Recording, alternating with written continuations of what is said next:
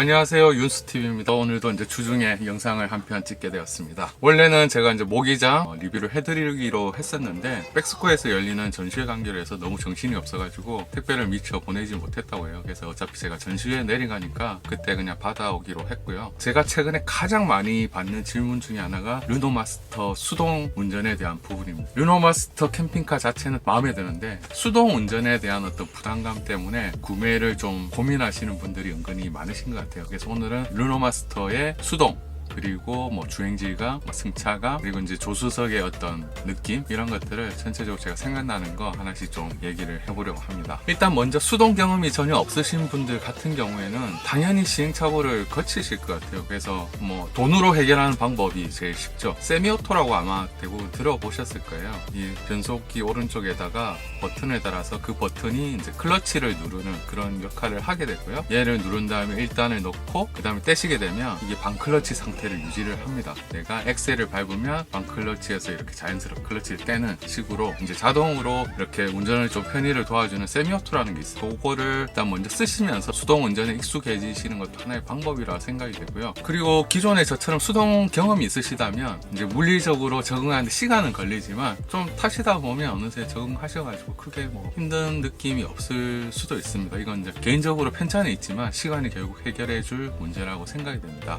지금부터는 이제 운전석에 가서 간단하게 제가 수동 운전 관련해서 좀 전해드리도록 하겠습니다. 가보시죠.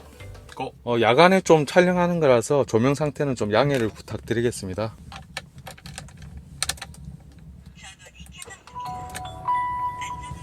시동을 좀 걸었고요. 디젤 자동차이기 때문에 기본적인 진동과 소음은 어느 정도 있는 편입니다. 먼저 기본적으로 얘는 이제 수동 6단이에요. 1단, 2단, 그리고 위로 쭉 올리면 3단, 4단, 5단, 마지막 6단 이렇게 되어 있고요. 후진을 하실 때는 이 아래쪽 레버를 당기신 다음에 이렇게 이제 1단을 넣어 주시면 후진이 되도록 되어 있습니다. 처음에 운전을 하시게 되면 이 기어가 체결되는 느낌이 그렇게 이렇게 선명한 느낌은 아니에요. 그래서 처음에 타시면 1단하고 3단 들어가는 부분이 좀 명쾌하지 않은 약간 이렇게 딱딱 들어가는 느낌이 아니고 약간 좀 불확실하게 들어가는 그런 느낌이 살짝 있거든요. 근데 이거는 좀 시간이 지나니까 익숙해지니까 지금은 괜찮은데, 지금도 2단에서 이렇게 3단 넣을 때 올리다 보면 자연스럽게 3단으로 들어가는 게 아니고 여기서 살짝 걸리면서 이렇게 들어가는 느낌이 좀 있어요. 그리고 이제 대부분 제일 적응 못 하시는 것 중에 하나가 요 클러치예요. 클러치의 기본적인 이 깊이감이 상당히 좀 깊은 편이에요. 저는 이제 지금 완전히 익숙해져서 크게 느낌이 다르지 않은데, 예전에 제가 수동 승용을 몰았을 때도 클러치가 이 정도까지 깊지는 않았었거든요. 이 부분이 되게 처음에 적응이 좀 안 되세요. 그리고 클러치도 상당히 좀 무거운 감이 있어요. 이렇게 눌러보면. 근데 이제 한 달, 2달 정도 운전하시다 보면 이 반클러치의 느낌이 딱 잡히거든요. 정도에서 이 정도. 이 반클러치를 잡고 나신 이후에는 운전이 되게 편해지고 그냥 뭐 예전에 수동 몰던 느낌 비슷합니다. 단지 이 반클러치까지 오는 부분에 클러치가 다소 좀 무겁기 때문에 요거를 이제 보완하기 위해서 뭐 파워 클러치, 사풍 클러치를 이제 장착하시는 분들도 계시고요. 저는 뭐 지금 이제 익숙해져서 굳이 뭐 장착하지 않더라도 충분히 사용할 만합니다. 대충 이 반클러치에 대해서 딱 감이 오는 시점이 제가 한 1, 2주 정도 탔을 때, 그때부터 이제 반클러치가 딱 여기구나 라는 느낌이 오기 시작했고요. 그리고 이제 좀 운전하다 보니까 속도별로 이제 기어비를 제가 대충 느껴보면 1단은 처음 0에서부터 한 14km 정도, 2단은 한 15에서 28km, 3단은 한 29에서 30, 뭐 40까지도 쓸 수 있고요. 4단은 40에서 한 50, 5단은 50에서 60, 70, 뭐 80까지도 써도 될 것 같고요. 6단은 80 이상. 이 정도이고, 이거는 한 달 정도 운전을 하시게 되면 이게 어느 정도 감이 잡히기 시작합니다. 그리고 르노마스터 같은 경우에는 이 에코 모드가 있습니다. 저는 그냥 어차피 이 차가 뭐 빨리 가는 차는 아니잖아요. 그래서 이제 에코 모드를 항상 켜놓고 타는데, 이렇게 하면 기어 1단으로 가다가 어느 정도 엑셀을 밟고 가속이 일어나면 이쪽에 보면 기어를 올리라고 파란색 불이 들어와요. 그래서 그때마다 그냥 변속을 해주면 되거든요. 그렇게 쓰다 보면 방금처럼 제가 이 정도 속도에서는 이 정도 구간으로 쓰면 되구나 라고 이제 익혀지게 되더라고요. 그리고 이제 시동 꺼먹는 거에 대해서 좀 두려움이 있으실 건데요. 아무래도 자, 1단을 이렇게 넣었는데 여기서 클러치를 이렇게 떼버리면 시동이 죽어버리죠, 당연히. 근데 얘 같은 경우에는 이 상태에서 클러치를 다시 밟으면 시동이 이렇게 걸려요. 그래서 당황하지 않고 클러치를 다시 밟으면 되는데 이게 간헐적으로 진짜 시동이 꺼질 때가 있어요. 제가 해볼게요. 지금은 잘 걸리는데 이게 진짜 먹통이 될 때가 있거든요.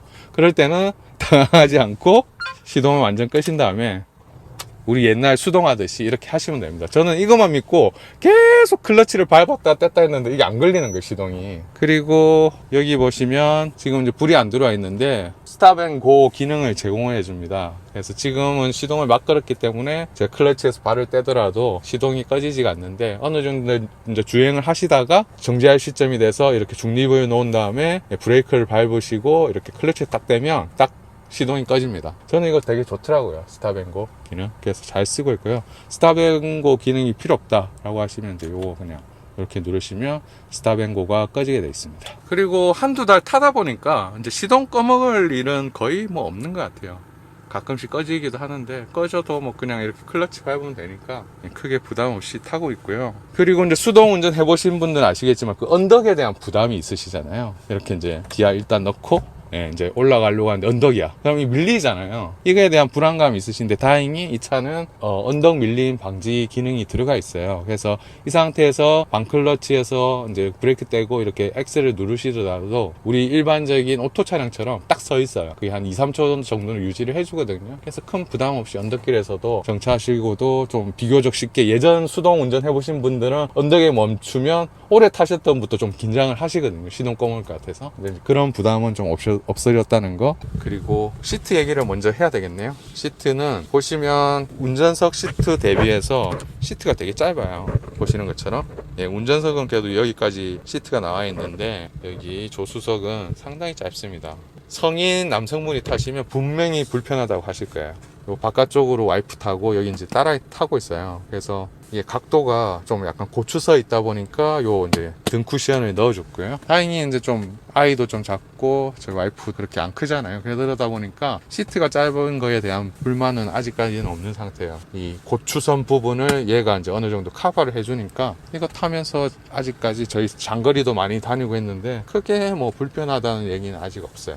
나머지 주행 질감이나 승차감 부분에 있어서는 다시 캠핑카로 들어가서 이어가도록 하겠습니다. 여기 조명이 너무 침구류를 이제 여름 걸로 다 바꿨어요. 그래서 이제 여름 침구는 작다 보니까 수납장 안에 넣어버렸고요. 훨씬 이제 좀 더 개방감이 좀 옛날 여기 요쪽 아니면 요쪽에 이제 이불이 항상 있었는데 지금부터는 이제 르노 마스터의 주행 질감에 대해서 좀 말씀을 드릴까 합니다. 화물차죠. 정확하게는 화물차이기 때문에 승용차가 제공해주는 그런 주행 질감과는 좀 차이가 분명히 있습니다. 일단은 운전석이 굉장히 높아요. 일반적인 그 우리 뭐 포터, 봉고 이런 거보다 훨씬 높아요. 그렇기 때문에 주행은 정말 편하고 특히나 전방 시야가 워낙에 잘 보이기 때문에 앞쪽의 교통 흐름을 바로바로 알 수가 있어요. 사고가 났다거나 혹은 뭐 문제가 생긴 도로가 저 넘어서 보이기 때문에 그럴 때 빨리빨리 이렇게 피해갈 수 있어서 승용차보다는 훨씬 편리하게 운전을 하실 수가 있습니다. 이렇게 폭이 되게 넓을 것 같잖아요. 그래서 이제 뭐 좁은 길이나 이런 데 다닐 때 좀 부담이 생기지 않을까라고 생각하실 수 있는데 전혀 그런 부분은 없어요. 근데 이제 주차할 때는 그걸 느낄 수 있거든요. 일반적으로 주행하실 때는 폭에 대한 부담은 별로 없습니다. 그래서 뭐 좁은 길도 비교적 자유롭게 갈 수가 있는데 문제는 주차할 때 이제 발생이 됩니다. 5.5m 상당히 길죠. 그리고 주차할 때 보면 이 차가 폭이 좀 되는구나 라고 이제 인지가 되실 겁니다. 지난주에 갔던 무기도 C급이었습니다. 그리고 차체가 생각보다 깁니다. 그래서 처음에 운전하실 때 주의하실 부분은 일반적인 승용차를 운전하는 회전 방향과 동일하게 운전을 하시게 되면 분명히 끊길 수 있어요. 그래서 조금 여유를 가지시고 크게 돈다는 느낌을 가지고 운전을 하시면 편하세요. 그리고 이제 월든 프레스티지 같은 경우에는 운전석 뒤쪽에 약 한 20cm 정도 이제 확장이 되어 있거든요. 그래서 가져오자마자 바로 끌고 먹었잖아요. 이 부분에 대한 주의가 필요합니다. 이제 익숙해지면 이거를 거의 신경을 안 쓰고 다니세요. 옆에 이제 튀어나와 있다는 부분을. 그러다 보면 이게 분명히 그냥 별 생각 없이 뭐 코너를 돌거나 하는 과정에서 확장된 부분이 쓸릴 수가 있을 것 같아요.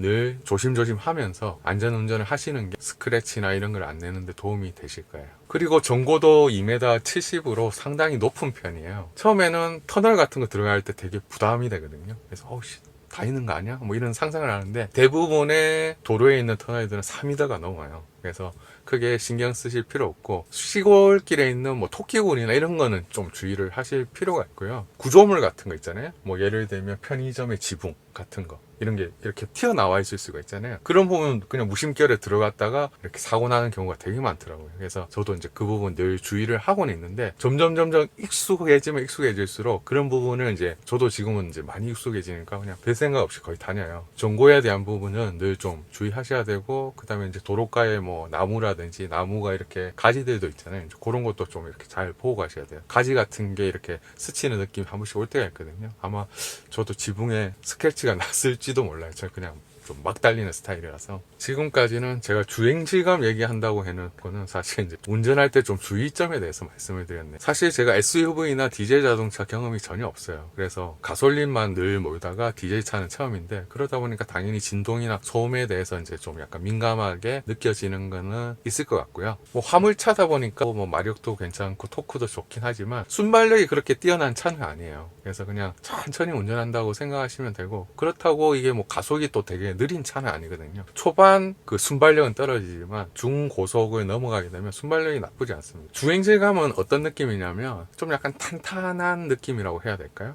그러니까 약간 묵직하면서도 탄탄한. 그리고 이제 고속도로처럼 도로 여건이 좋은 곳에서는 정말 뭐 승용차 못지않게 이렇게 잘 뚫고 나가는 그런 직발 능력은 상당히 좋은 것 같아요.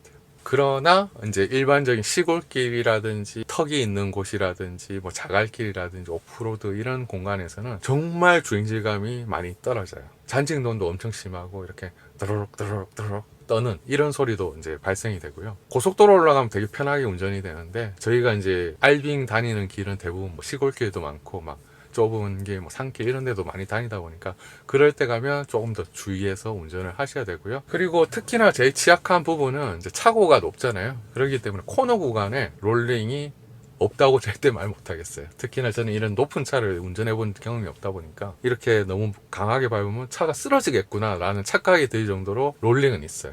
근데 그 기존에 본거나 포터 기반의 C클래스 타시다가 오신 분들 얘기 들어보면 얘는 정말 좋은 거예요. 코너링이. 그러니까 이제 그런 차들 대비해서는 롤링이 없는 편인데, 거꾸로 뭐 저는 BMW 520i를 타는 입장에서 보면 롤링이 너무 심해요. 이거는 좀 뭐 제 개인적인 의견인 거고. 그리고 이제 앞쪽 윈도우가 되게 이렇게 서 있잖아요. 서 있으면 어떨까요? 당연히 이제 풍절음이 크고요. 일단 화물차기 때문에 이 뭐 소음에 대한 부분은 전혀 대책을 세운 차가 아니에요. 이 내부에 있는 뭐 플라스틱 잡음도 굉장히 심하고요. 진동 발생될 때마다 어디서 계속 끊임없이 잡음이 나요.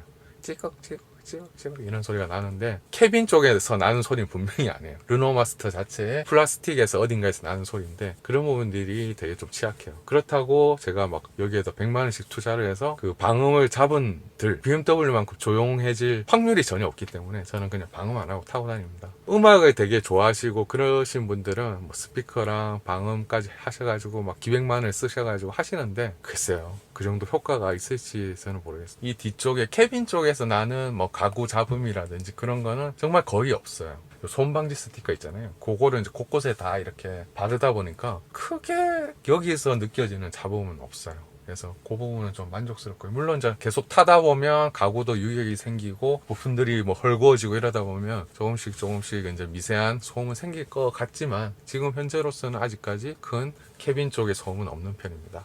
르노 마스터 깡통 상태에서 제가 운전을 한번 해본 적이 있거든요. 그때 느낌은 뭐냐면 정말 이렇게 차가 가볍고 탕탕탕탕 튀는 그런 느낌이 되게 많았었거든요. 그래서 계약을 한 이후에 탔던 거라서 살짝 걱정이 되는 거예요. 이 정도 승차감이고 이 정도 주행감이 이거 정말 떨어지는데 어떡하지? 라고 했는데, 이후에 이제 제작이 되면서 무거운 가구가 들어가고 배터리, 뭐 청수통, 각종 원자재들이 자리를 잡으면서 이 뒤쪽에 이제 화물이 실린 것처럼 이렇게 눌러주다 보니까 실제로 이건 이제 완전히 만든 이후에 운전해 보니까 전혀 다른 차를 모는 그런 느낌이 있더라고요. 그래서 뭔가 약간 묵직하면서 이렇게 잡아주는 느낌이 있다 보니까, 화물차들이 대부분 그렇다고 해요. 공차 상태라 화물을 실었을 때, 오히려 화물을 실었을 때 주행감이 더 좋다라는 말이 있는데, 마찬가지로 월든 같은 경우에도 이렇게 가구가 세팅이 되고 완제품이 되었을 때 훨씬 좋은 승차감을 주었습니다. 승차감이라든지 주행 부분은 디젤 특유의 진동과 그런 부분은 있지만 충분히 탈만하다. 가족들도 그래서 큰 불만 없이 잘 타고 있는 상태입니다. 물론 뭐 가솔린처럼 승용차처럼 뛰어난 주행감과 그런 부분을 주지는 않지만 캠핑카의 카테고리로 보면 아마 승차감이 굉장히 좋은 편에 속한다고 생각이 들어요.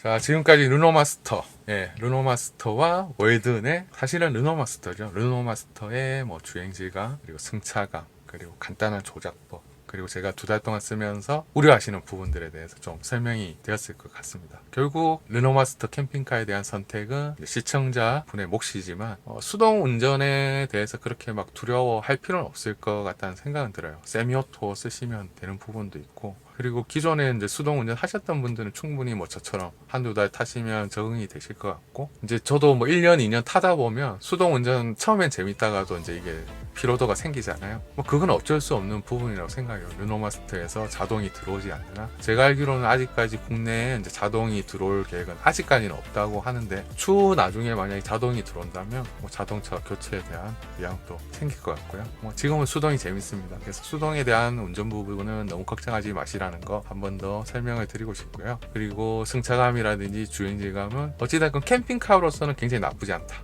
괜찮다, 이 정도면. 정말 궁금하신 분들은 제조사에 가셔가지고 한번 이렇게 승차할 수 있게 해달라고 하세요. 그러면 직접 주행을 해보면 느낌이 오시거든요. 그렇게 하시는 것도 방법일 것 같고, 저도 이제 계약하고 한번 이렇게 주행을 했었는데, 주행을 해보니까 좀 안심이 되었거든요. 왜냐면 저도 수동을 안 한 지 10년이 넘었었기 때문에 막연한 두려움은 저도 가지고 있었습니다. 자, 오늘 영상 여기까지고요. 이번 주 이제 저는 백스코 내려와서 캠핑카 협회에서 진행하는 코리아 캠핑카 쇼 참여해서 거기서 또 이제 유용한 정보 많이 얻어서 오도록 하겠습니다. 주말마다 바쁘네요. 이 머리 깎을 시간이 없어요. 머리가 점점 길어지고 있습니다. 머리 한번 길러볼까? 자, 들어가겠습니다. 다음 영상으로 또 뵐게요. 감사합니다.